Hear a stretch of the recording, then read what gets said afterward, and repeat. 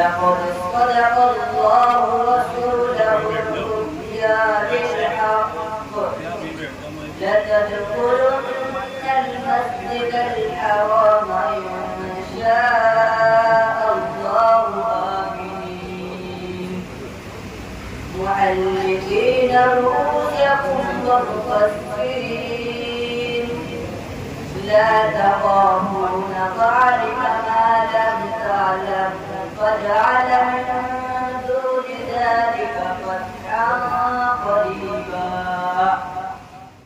هو الذي أرسل رسوله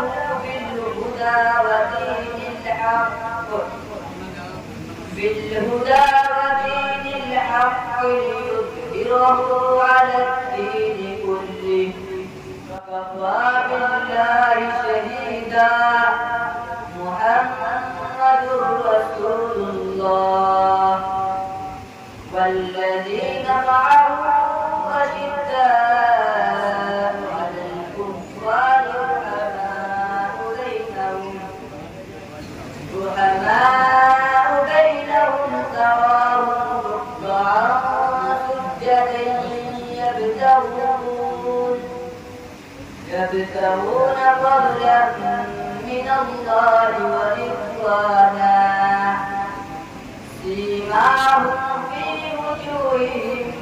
من أثر السجود ذلك مثلهم في التوراة ومثلهم في الإنجيل صدق الله العظيم محمد رسول الله जमीन का कौन सा पैदा होगा क्यों जो पेशी जमीन के बाद की जो होने से राय हुई है लेकिन का पैदा होगा और नहीं पढ़ा जाएगा